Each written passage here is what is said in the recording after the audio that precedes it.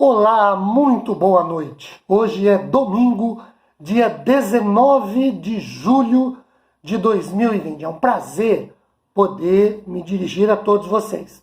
Eu os convido para que abramos nossas Bíblias no livro de Marcos, no capítulo de número 6, para lermos do versículo de número 1 ao versículo de número 6. Tendo Jesus partido dali, foi para a sua terra, e os seus discípulos o acompanharam.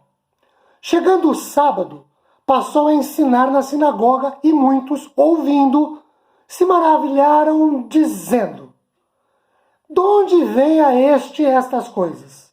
Que sabedoria é esta que lhe foi dada? E como se faziam tais maravilhas por suas mãos? Não é este o carpinteiro, filho de Maria, irmão do Tiago, José, Judas e Simão? E não vivem aqui entre nós suas irmãs? E escandalizavam-se nele. Jesus, porém, lhes disse: não há profeta sem honra senão na sua terra, entre os seus parentes e na sua casa. Não pôde fazer ali nenhum milagre, senão curar uns poucos enfermos impondo-lhes as mãos. Admirou-se da incredulidade deles, contudo, percorria as aldeias circunvizinhas a ensinar. Queridos, nós já paramos alguma vez, em algum momento das nossas vidas, para nos perguntar sobre quem é Jesus? Veja, para os moradores de Nazaré, uma das cidades da Galileia, situada num alto vale entre as colinas de pedra calcária, mais ao sul lá da Serra do Líbano, fazendo limite com o sul de Zebulon, hoje Líbano, Jesus era alguém que falava com sabedoria, que possuía alguns dons diferentes e muito especiais. No mais, olhem para o versículo 3 do texto que a gente acabou de ler de Marcos 6. Jesus representava um simples carpinteiro como qualquer outro. Profissão, aliás, que ele herdara de José, seu pai. E por causa disso, já não se tratava de alguém muito especial. Também a mensagem anunciada por Jesus acabou não encontrando ouvidos e corações abertos a ponto de não poder operalizar ali na sua cidade natal, entre a sua gente, muitos sinais do reino de Deus, de acordo com o versículo número 5. Quem é Jesus? Essa é uma pergunta ainda intrigante que continua ecoando. Hoje, para muita gente, Jesus não é, mas foi. Foi. Se é que Jesus de fato e em verdade existiu, então ele foi um personagem importante na história da humanidade, cuja passagem aqui na Terra foi marcada tanto por seu nascimento como sua vida, sua morte e depois sua ressurreição. Segundo, se é que Jesus de fato e em verdade existiu para algumas pessoas, então talvez ele tenha sido alguém dotado de extrema bondade e misericórdia no trato para com os pobres, para com os mais sofridos, para com os mais carentes e para com os mais necessitados. Terceiro, para alguns, Jesus foi um exemplo de amor, fraternidade, de serviço ao próximo, uma vez que, mesmo traído por alguns dos seus amigos e seguidores, no mínimo Pedro e Judas Iscariotes, conforme registra o Evangelho de João, capítulo 3, versículo 1, ele os amou e ainda os perdoou. Em quarto lugar, para algumas pessoas, Jesus foi um grande mestre e profeta, entre tantos que o mundo já conheceu, destacando-se, sobretudo, por sua vida vivida em função desses ensinamentos, seus ensinamentos, como nenhum outro antes e depois dele existiu. Quinto lugar, para alguns, não é tão importante a identidade de Jesus, mas sua utilidade, sua funcionalidade, como algo mais ou menos parecido com um tipo de quebra-galho, ou alguém a quem se pode recorrer quando o calo aperta, quando há adversidades, mas sem nenhum envolvimento fora esses momentos. Alguns há que usam e abusam da pessoa e do nome de Jesus como se ele fosse uma fórmula mágica para a realização dos seus interesses pessoais, que vão desde a cura de uma simples dor de cabeça até a conquista de riqueza, de prosperidade, de bem-estar. Há aqueles que entendem por fé, por exemplo, o uso eficiente do nome de Jesus para amarrar, repreender doenças ou para ordenar, declarar curas e desfazer maldições.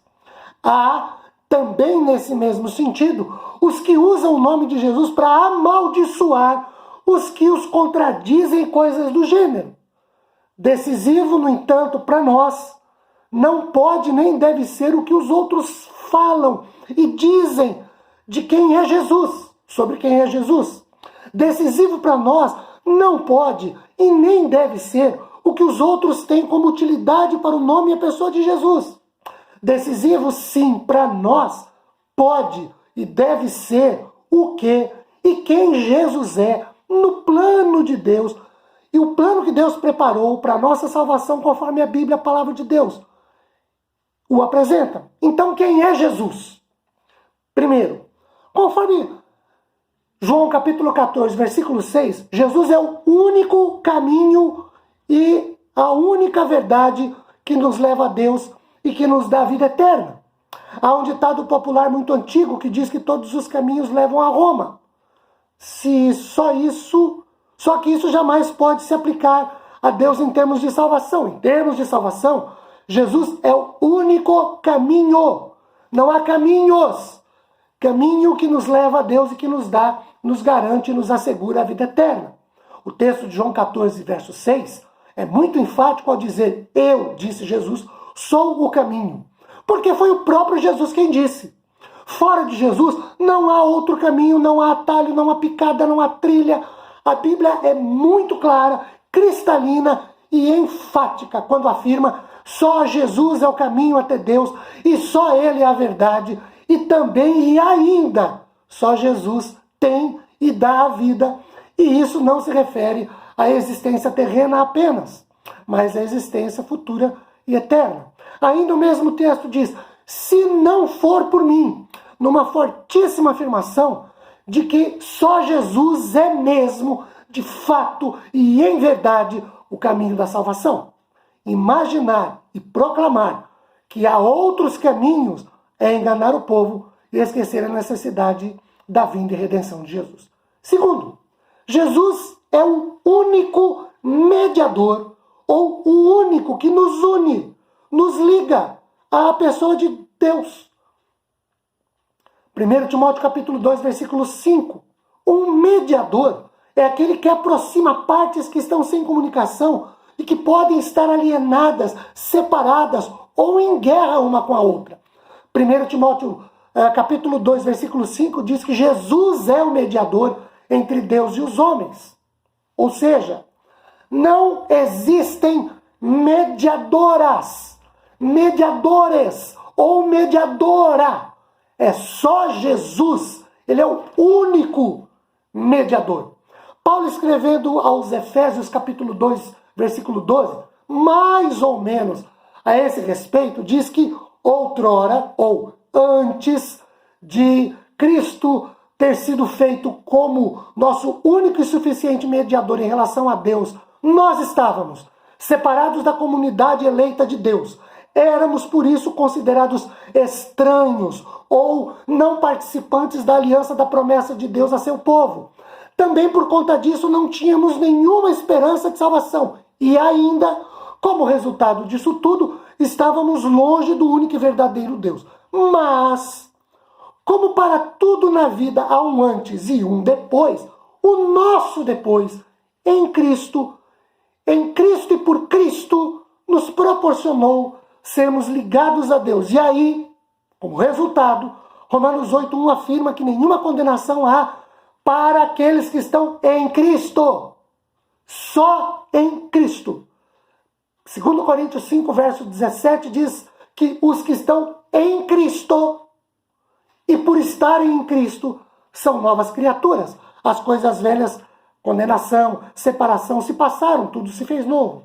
Jesus é então o único que proporciona o fato real de sermos conduzidos à presença de Deus, por ser Ele o único e, com isso, suficiente mediador entre nós, homens e Deus. Em terceiro lugar, Jesus é o único que deve ser Senhor de cada um de nós. Atos capítulo 2, versículo 36 diz assim: esteja absolutamente certa, pois, toda a casa de Israel, que a este Jesus, que vós crucificastes, Deus o fez Senhor e Cristo. Queridos, quando nós afirmamos que Jesus é o único que deve ser o Senhor de cada um de nós, afirmamos que é só a Deus que nós devemos nos relacionar e o servir como discípulos, como seguidores. Quando a Bíblia afirma que Jesus é o único que deve ser Senhor de cada um de nós afirmamos que é só Jesus que foi constituído por Deus como tal. Sobre isso, Mateus capítulo 6, versículo 34 registra o seguinte: ninguém pode servir a dois senhores. O apóstolo Pedro, por sua vez, é muito claro e objetivo em sua primeira carta, capítulo 1, versículos 18 e 19, ao afirmar que nós não fomos comprados por preço de coisas corruptíveis, como prata ou ouro, mas pelo precioso sangue de Jesus, sem defeito e mácula. Fomos, então, comprados por Jesus, por isso é Ele, única e tão somente, a quem devemos reconhecer como Senhor de nossas vidas e servi-lo. Nós fomos, então, adquiridos por Jesus. Por isso, é a Ele, única e tão somente, que devemos adorar como Senhor de nossas vidas e servi-lo. De novo a pergunta: quem é Jesus? Independentemente do que este ou aquele fale, pense, ache, entende e até tenha como verdade para si, à luz da Bíblia, a palavra de Deus. Em resposta à pergunta pertinente sobre quem é Jesus, primeiro, ele é o único caminho, a única verdade que nos leva a Deus para a salvação e nos assegura, nos garante a vida eterna. Segundo, ele é o único que nos une, que nos liga como pessoas a Deus, pois Jesus é o único mediador. De novo, não existe mediadores, é só um e é Jesus. Também não existe mediadora, é só um e esse um é Jesus. Terceiro, ele é o único que deve ser procurado, invocado, adorado e principalmente servido como Deus de nossas vidas. Que Jesus seja isso para você, na sua vida. Deus te abençoe. Fique com a paz do Senhor. Um beijo no seu coração. Tchau, gente!